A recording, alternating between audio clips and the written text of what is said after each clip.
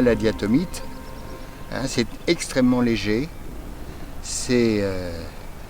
Et celle-ci est feuilletée. C'est un peu le phénomène de varve. Ce feuilletage correspond à des dépôts successifs.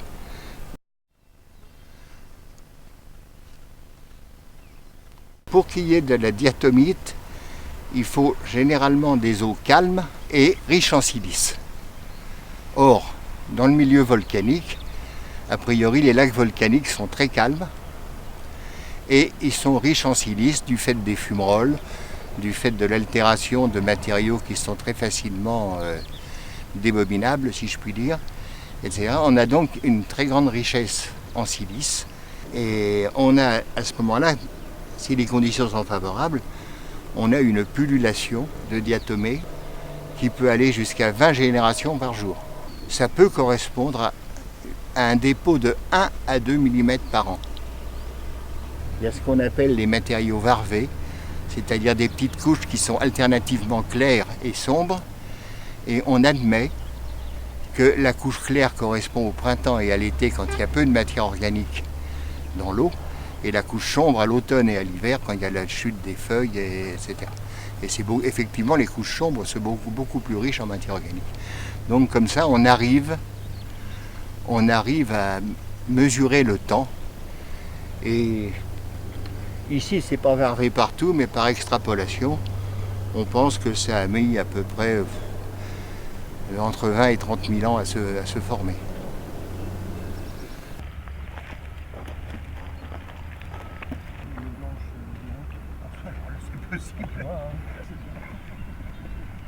Alors, on a trouvé des fossiles qui sont généralement des fossiles de plantes, donc qui sont tombés dans le lac, et beaucoup plus rarement des insectes. On trouve de très beaux insectes. Par contre, on n'a jamais trouvé jusqu'ici d'animaux supérieurs, disons. Des vertébrés, on ne les a pas encore trouvés. On ne désespère pas, mais enfin ça commence à être plus difficile. Alors là donc on trouve ces diatomées centriques et pennées qui sont typiquement des diatomées d'eau douce. Par contre il existe aussi des diatomées marines. D'où vient cette richesse en silice dans la mer? Il existe dans la mer des zones, ce qu'on appelle les zones d'upwelling, qui sont des grands courants de convection qui ramènent l'eau du fond vers la surface. Et on s'aperçoit que là où les eaux sont particulièrement riches en silice, c'est là où les zones d'upwelling, l'eau a léché les dorsales océaniques. Donc a récupéré de la silice volcanique, encore une fois, à partir des dorsales océaniques. Et donc c'est ce qui explique la prolifération de diatomées dans certaines zones des océans. Bon, le plus gros gisement du monde est un gisement qui se situe en Californie, à Lompoc. C'est un gisement d'origine marine, où en plus, on a eu la chance d'avoir un piège. C'est-à-dire que ces diatomées, au lieu de se répartir sur toute la surface du fond marin, ont été piégées par des compartiments de failles qui sont en relation avec la grande faille de San Andreas en Californie.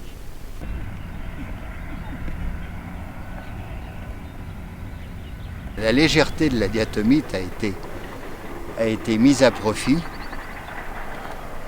notamment en construction. Donc les dômes de Sainte-Sophie à Istanbul sont construits avec une diatomite très impure qui est exploitée localement. Mais il semblerait, d'après les spécialistes, que si on avait pris des matériaux avec un poids normal, les dômes n'auraient jamais tenu.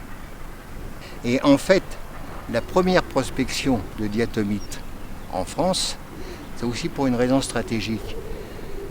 Elle remonte au XVIIIe siècle.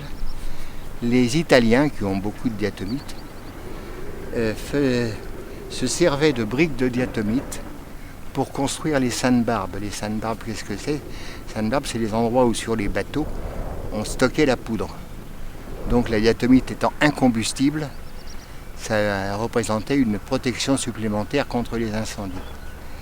Et en fait, au XVIIIe siècle, on a chargé un certain Faujas de Saint-Fond, qui était un grand géologue de l'époque, de trouver des diatomites.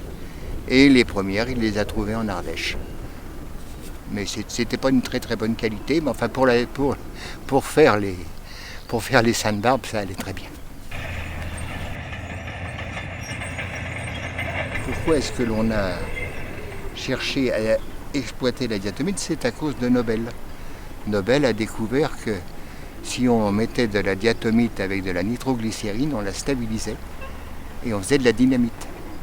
Donc les premières exploitations, ça n'a pas été la filtration, ça a été la fabrication de la dynamite.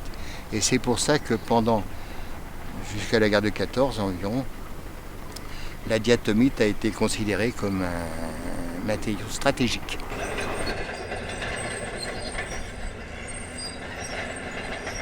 Ça a démarré pratiquement ici d'ailleurs, au début du XXe siècle, sous l'impulsion d'un monsieur qui a laissé beaucoup de traces dans l'histoire locale, qui s'appelle monsieur Paget-Salary.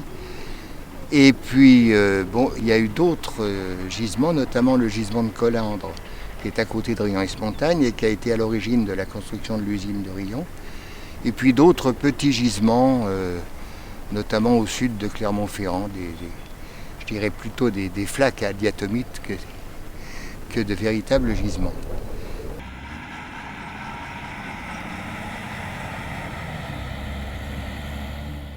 Si on prenait la diatomite comme ça et qu'on la séchait, on la broyait, c'est beaucoup trop fin pour la filtration. Ça demanderait des temps de filtration absolument épouvantables. Alors qu'est-ce qu'on fait? Une fois qu'on l'a broyée, on la calcine, soit directement, soit même en présence d'un fondant comme le carbonate de soude. Et à ce moment-là, on obtient un frittage des diatomées et des grains plus gros. Et à partir des différents réglages, des différentes quantités de carbonate, etc., température, on arrive à faire toute une gamme de produits permettant de filtrer les vins, la bière, les quantités d'autres choses, même par exemple récupérer les huiles de coupe ou les choses comme ça.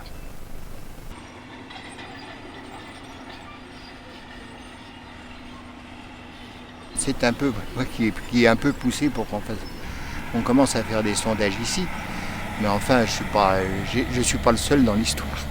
Par contre, j'ai suivi toutes les campagnes de sondage et j'ai fait les interprétations de sondage qui sont d'ailleurs relativement simples puisque ce sont des couches subhorizontales.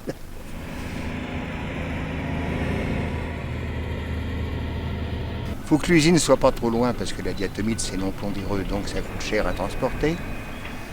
Il faut que l'usine ne soit pas trop loin des points d'utilisation non plus, parce que la même chose, c'est même traité, c'est pas très lourd.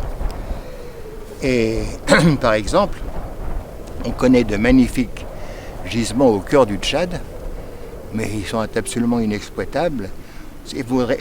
S'ils étaient plus près d'un port ou de quelque chose, même d'un port éventuellement, mais ça vaudrait peut-être le coup de construire une usine, mais là c'est vraiment trop loin, c'est absolument pas rentable. Donc peut-être que dans un siècle ou deux, ou alors on aura peut-être trouvé un autre système de filtration.